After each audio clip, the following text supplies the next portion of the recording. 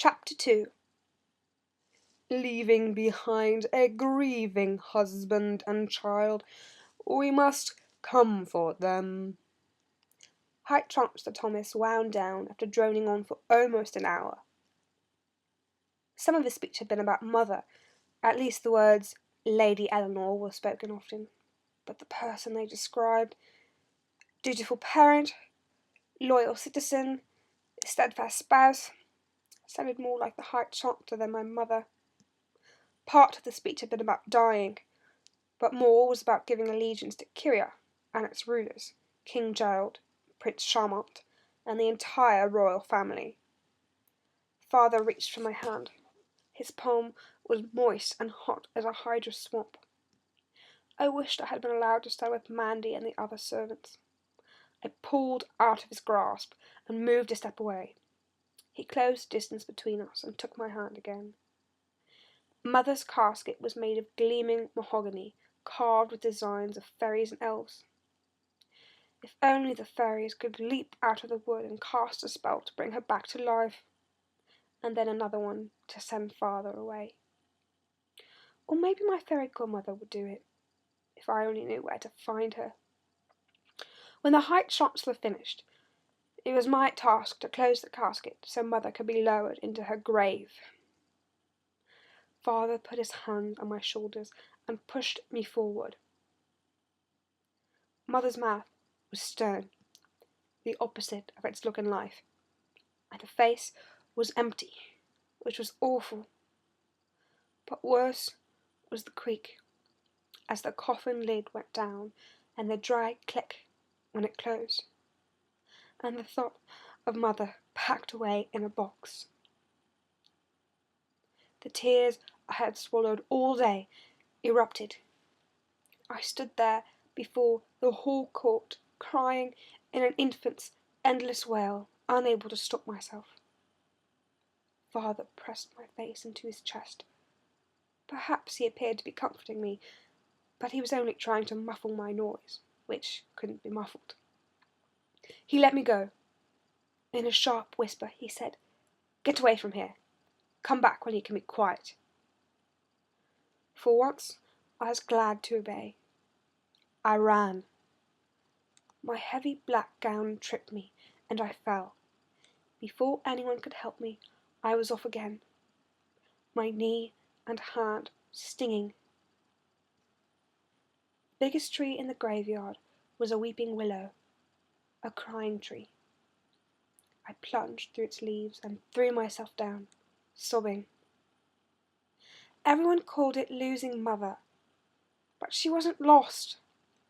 She was gone, and no matter where I went, another town, another country, fairyland or gnome caverns, I wouldn't find her. We'd never talk again, or laugh together, or swim in the river Lucano, or slide down the banister, or play tricks on Bertha, or a million things. I cried myself out and sat up. My gown had changed in the front from black silk to brown dirt. As Mandy would have said, I was a spectacle.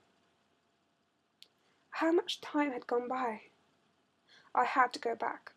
Father had told me to, and the curse was tugging at me to obey. Outside the privacy of my tree, Prince Charmant stood, reading a tombstone. I had never been so near him before. Had he heard me cry? Although the prince was only 2 years older than I, he was much taller, and he stood just like his father, feet apart, hands behind his back, as though the whole country were passing by on review. He looked like his father too, although the sharp angles of King Gerald's face were softened in his son. They each had tawny curls and swarthy skin. I had never been near enough to the king to know whether he also had a sprinkling of freckles across his nose. Surprising on such a dark face. "Cousin of mine," the prince said, gesturing at the tombstone. "Never liked him." "I liked your mother." He started walking back toward her tomb. Did he expect me to come with him? Was I supposed to maintain a suitable distance from his royal self?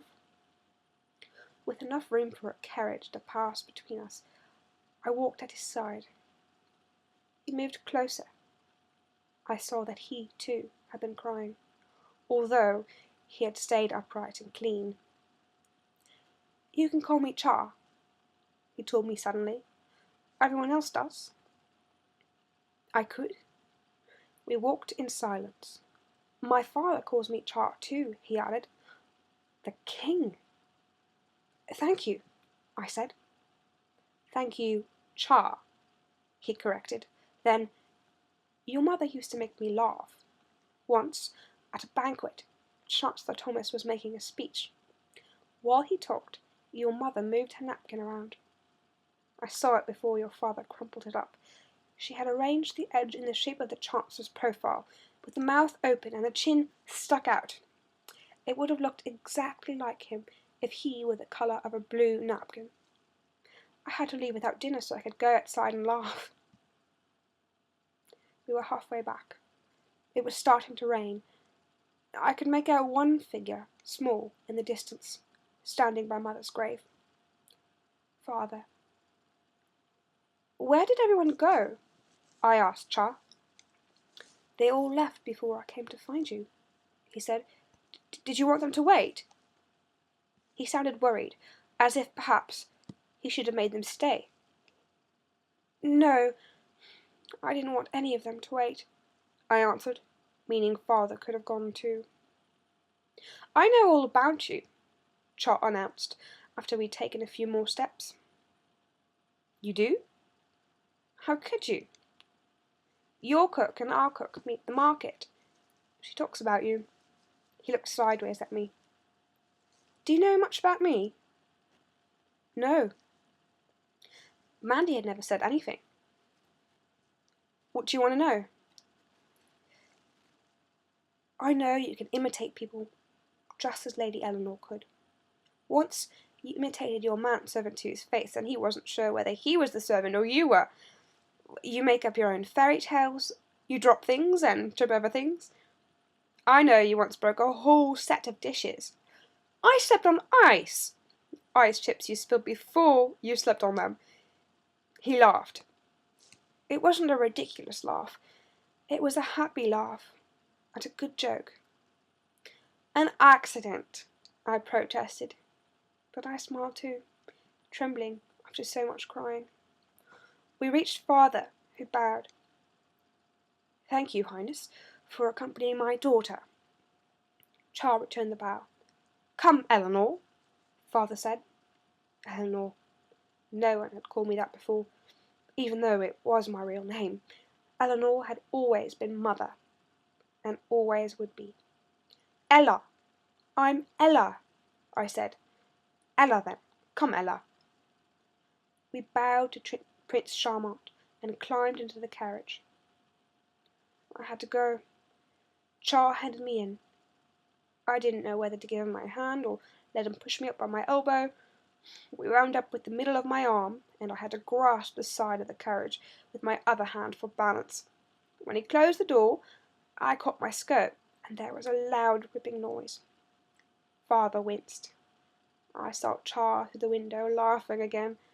I turned the skirt and found a gash about 6 inches above the hem. Bertha would never be able to make it smooth. I arranged myself as far from Father as possible. He was staring out the window. "A fine affair. All of Frel came. Everyone who counts, anyways," he said, as though Mother's funeral had been a tournament or ball. "It wasn't fine. It was awful," I said. How could Mother's funeral be fine? "The Prince was friendly to you." "He liked Mother." "Your mother was beautiful."